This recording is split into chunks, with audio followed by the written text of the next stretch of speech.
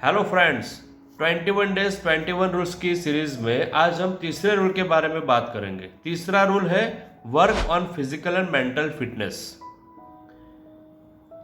Physical and mental fitness की जब भी बात करेंगे तो आप सोचेंगे कि मैं तो फिजिकल एंड मेंटली फिट हूँ, मुझे शरीर में कोई दिक्कत नहीं है, मुझे ना तो कोई बुखार है ना कोई मुझे चलने में दिक्कत है, मुझे कुछ प्रॉब्लम नहीं है। तो ये फिजिकल एंड मेंटल फिटनेस है क्या? देखिए, जब आप कोई भी नया काम करने की शुरुआत करते हैं और जब भी उसके तरफ आपका पहला कदम उठाया जाता है, आप जब फर्स्ट स्टेप अचीव करते हैं या अचीव करने की शुरुआत करते हैं, तब सबसे पहले जो आपको ज़रूरत पड़ेगी ना, वो इसकी पड़ेगी, फिजिकल एंड मेंटल फिटनेस की। पता है क्यों? क्योंकि जब भी आप उसके तरफ अपना कदम उठाते हो तो सबसे पहले आप नर्वसनेस महसूस करने लगते हैं, आप बेचैन फील होना शुरू कर देते हैं, या फिर कहीं ना कहीं आपको असफलता का डर जो सताता है उसकी वजह से स्ट्रेस बढ़ता है और आप नर्वसनेस फील करना शुरू कर देते हैं। तो कहीं ना कहीं फिजिकल और मेंटली फिट होना ये बहुत इंपॉर्टेंट है। नर्वसनेस क्यों फील होने लगती है? तो एक चीज़ को समझ लीजिए कि आपका बॉडी और आपका माइंड ये दोनों एक साथ सही तरीके से अगर जुड़ते हैं तो आपको नर्वसनेस इतनी फील नहीं होती। लेकिन जब कभी भी आप अपनी मंजिल की तरफ या गोल के प्रति कोई एक्शन लेते हैं या एक्शन करने की शुरुआत करते हैं, उसकी तरफ कदम उठाने की शुरुआत करते हैं, तभी आपके अंदर एक चेंज आता है। पता है क्या? आपका शरीर जो है उसके अंदर आपको महसूस होता है कि धड़कनें तेज होने लगी है, या फिर सांस फूलने लगी है, या फिर दिमाग कुछ ज़्यादा ही सोचने लगा है, या फिर कहीं ना कहीं आपको फियर ऑफ फेलर महसूस होने लगता है, या कहीं ना कहीं फियर ऑफ सक्सेस भी महसूस होने लगता है। जी हाँ दोस्तों, कहीं ना कहीं हमको सक्सेस का भी लगने लगता है। बेसिकली नर्वसनेस फील होने का सीधा मतलब है कि आपका बॉडी और आपका मन ये दोनों चीज़ अभी अस्थिर हो चुकी है। ये दोनों के बीच में जो कनेक्शन था, जो स्ट्रांग था पहले, अब थोड़ा वीक हो गया है और इसकी वजह से आपको बेचैनी या नर्वसनेस जैसा महसूस होता है। And this is very common. ऐसा नहीं है, कई सारे फिल्म एक्टर्स ने अपने बयान में बताया है कि जब मैं ये फिल्म कर रहा था तो मुझे नर्वसनेस फील हुआ था उस जगह पे या उस पॉइंट पे या फिर उस सीन में। बेसिकली ऐसे एक्टर्स जो काफ़ी सालों से एक्टिंग के प्रोफेशन में रह चुके हैं, उनका भी यह बयान है कि उनको भी नर्वसनेस कहीं ना कहीं फील हुआ है। तो नर्वसनेस कोई प्रॉब्लम नहीं है, लेकिन नर्वसनेस जब भी होती है ना, तो क्या होता है कि हम उस नर्वसनेस से ओवरकम नहीं हो पाते और फिर जैसे जैसे उस नर्वसनेस से हम दबते जाते हैं, हम अपने गोल से धीरे धीरे दूर होते जाते हैं, फिर धीरे धीरे कर कर हम गिव अप कर देते हैं। तो नर्वसनेस जब भी आप अपने गोल के प्रति फर्स्ट स्टेप उठाएंगे, नर्वसनेस आपको फील होगी।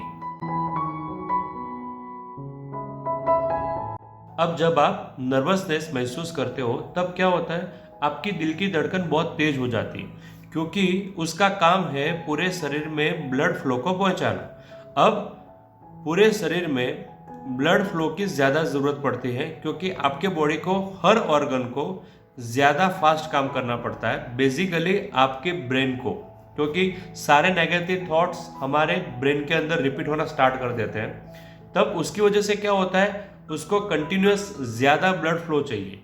तो उसकी वजह से क्या होता है कि आपका हार्ट ज़्यादा पंप करता है और उसकी वजह से हार्ट बीट बहुत बढ़ते हैं। दूसरी चीज़, आपकी बॉडी के अंदर ब्रीदिंग बहुत ज़्यादा बढ़ जाती है। और तीसरी चीज़, आपका बॉडी का ब्लड फ्लो ज़्यादा कॉन्सेंट्रेट करता है अपवर्ड्स ब्रेन की तरफ, जिसकी वजह से सर में भारीपन जैसा भी महसूस होता है। तो एक चीज़ कंफर्म है, नर्वसनेस आपको महसूस होगी। तो उस नर्वसनेस से आप कैसे बचेंगे, या फिर जब आपको वो नर्वसनेस हो तब आप ऐसा क्या करें जिसकी वजह से आप उस नर्वसनेस से बाहर आ जाए। इसीलिए मैंने बोला था कि मेंटली एंड फिजिकली फिटनेस पे ध्यान देना पड़ेगा।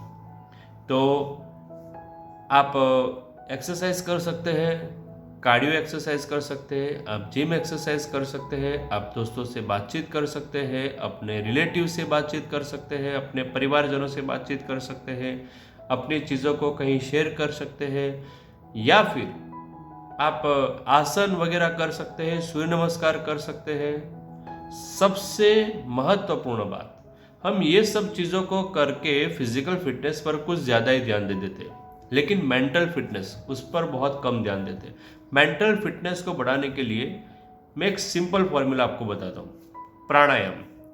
प्राणायाम के लिए हम ऐसा समझते हैं कि प्राणायाम करने के लिए बहुत ही शांत जगह का होना बहुत ज़रूरी है, वर्कआउट पहले करना बहुत ज़रूरी है, उसके बाद प्राणायाम करना चाहिए, या फिर मतलब अक्सर देखा होगा कि प्राणायाम एंड में किया जाता है, एक्सरसाइज के बाद किया जाता है रिलैक्सेशन के पर्पज़ पर। तो प्राणायाम आप जो भी सोचते हैं वैसा नहीं है। प्राणायाम का सीधा मतलब है रिलैक्सेशन। तो आप डीप ब्रीदिंग प्राणायाम के बारे में शायद आपने सुना होगा। जब कभी भी आपको नर्वसनेस महसूस हो, आप कहीं पर भी हो, कोई भी अवस्था में हो, कोई भी सिचुएशन में हो, आपको सिर्फ डीप ब्रीदिंग करना स्टार्ट करना है। कुछ नहीं करना, जहाँ पर भी आप बैठे हो बस रिलैक्स हो जाइए, रेस्ट लेके बैठ जाइए और जस्ट गहरी सांस लेनी है। जितनी हो सके उतनी गहरी सांस लेनी है, जितना हो सके उतना उसे होल्ड करना है, फिर जितनी हो सके उतनी गहरी सांस आपको छोड़नी है। सांस लेना है, सांस रोकना है और सांस छोड़ना है। This is very simple.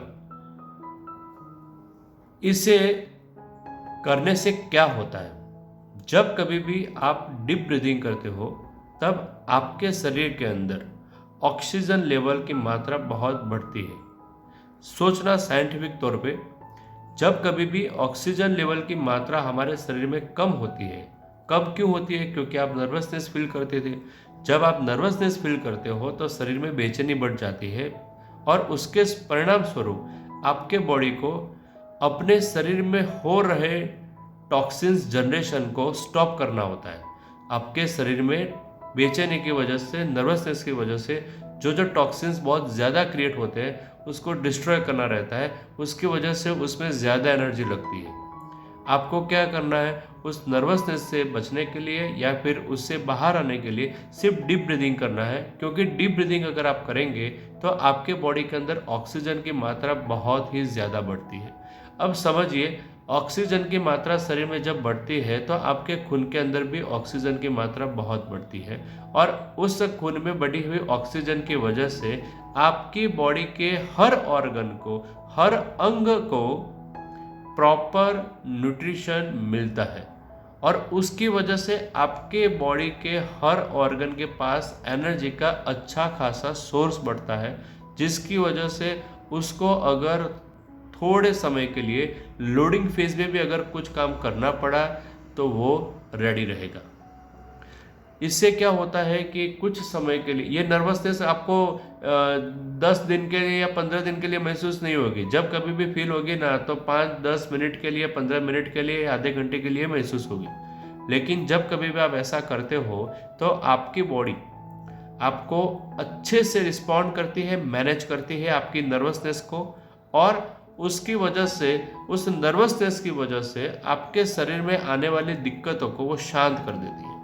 उसकी वजह से क्या होता है, आप उस वक्त पर नॉर्मल फील करने लगते हैं और उसकी वजह से आपका concentration simply next forward step पे कन्वे हो जाता है।